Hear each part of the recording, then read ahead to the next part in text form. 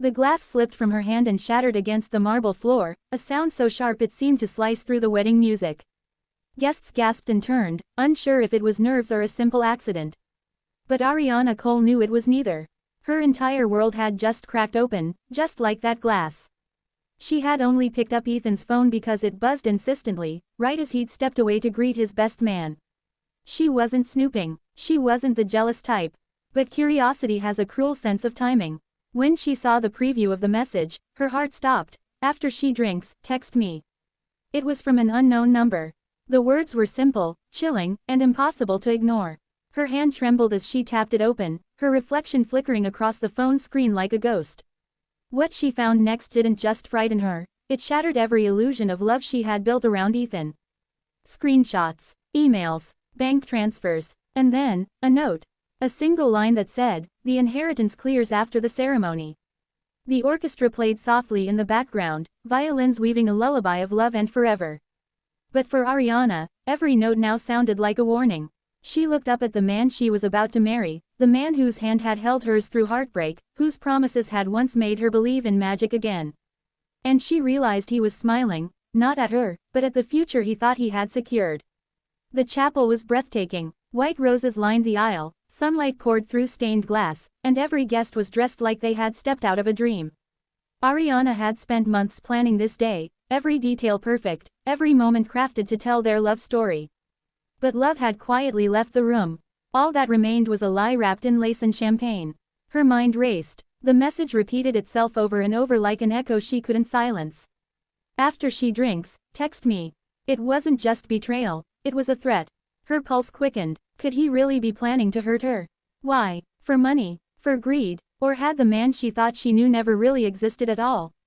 Ariana's gaze drifted to the glass of champagne waiting at her place on the altar table. It sparkled in the light, beautiful, inviting, and suddenly terrifying. She remembered something Ethan's best man, Jared, had said earlier that morning, half joking, "Don't drink too fast, Ari. You'll miss the best part of the toast." She had laughed then. Now it didn't feel funny. Every instinct told her to run, to call the police, to stop the wedding. But the chapel was full, her family watching, her friends smiling, her father dabbing his eyes in the front row. And Ethan stood there, handsome, calm, perfectly composed. If she accused him now and was wrong, she'd destroy not only the wedding but her reputation. But if she stayed silent, she might lose her life.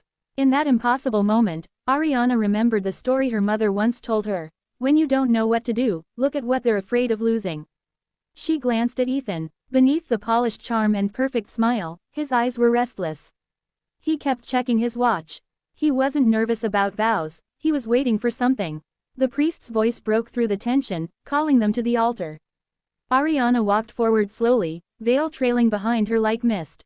Every step echoed like a countdown. Ethan reached for her hand, and though her lips smiled, her fingers stayed cold. As the ceremony began, the words blurred together, vows, love, forever. Her heart was racing too fast to hear them. Every now and then she glanced at the champagne. Every now and then Ethan did too. The moment the priest said, "You may now share a toast," she knew this was it. Ariana lifted her glass, hand trembling. Ethan did the same. Cameras flashed. Guests cheered. And just before she brought the glass to her lips, she caught sight of something on his wrist, a small red mark. A scar. She'd seen it before, years ago, when he'd told her it was from a kitchen accident. But suddenly, it connected. She had read about that same mark in a police report once, an unsolved poisoning case involving a similar scheme. The realization hit her like thunder. The message, the inheritance, the scar. Ethan wasn't just betraying her, he was repeating a pattern. He had done this before. But Ariana wasn't the same naive woman he thought she was. She placed the glass gently on the table and turned to her bridesmaid, whispering something that made her pale. Then Ariana smiled, a calm, knowing smile, and raised her glass again. "To love," she said softly. "To truth." Ethan's grin widened. He clinked her glass and drank deeply. And that was his mistake. Within seconds, his smile faltered. His face drained of color. He dropped the glass, shattering it like hers had minutes earlier. The guests gasped again, confusion spreading. Ariana stepped back, eyes never leaving his. What did you?" Ethan tried to speak, but his voice was fading. Ariana's calm never broke. "The same drink you prepared for me," she said quietly. But mine wasn't poisoned. The room erupted in chaos. Guests screamed. The priest called for help. Ethan collapsed to the floor, gasping for air as his own plan turned against him.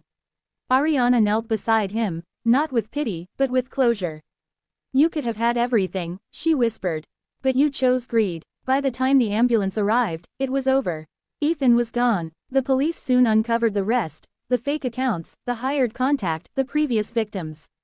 It turned out Ariana's instincts had saved not only her own life, but others who had fallen for the same trap. In the days that followed, her wedding dress hung untouched in the back of a closet, a ghost of what could have been. The media swarmed the story, calling her the bride who outsmarted death. But for Ariana, it wasn't about fame or revenge. It was about reclaiming her strength. She disappeared from the spotlight for a while, moved to a quiet coastal town, and started painting again, the hobby she'd abandoned during her engagement. Each stroke of color on the canvas helped her heal, helped her remember that love isn't about grand gestures or perfect appearances. It's about truth, and sometimes, survival. Years later, she opened a small art gallery called The Glass Bride. Inside, one painting stood at the center, two champagne glasses, one shattered, one standing tall, light pouring through them like forgiveness. Visitors would ask her what it meant, and she'd smile softly. "It means that even when everything breaks," she'd say, "you can still find beauty in the pieces." Ariana's story became a quiet legend, a tale whispered at weddings and shared in late-night conversations about love and trust. Some called her lucky, others called her brave, but she knew it wasn't luck or courage that saved her. It was the simple act of paying attention when the world told her not to. Because sometimes, the deadliest secrets aren't hidden in the dark, they're right there, glowing on a phone screen, waiting for someone strong enough to see the truth. And on that day, minutes before saying, "I do," Ariana Cole chose not to be a victim. She chose to live.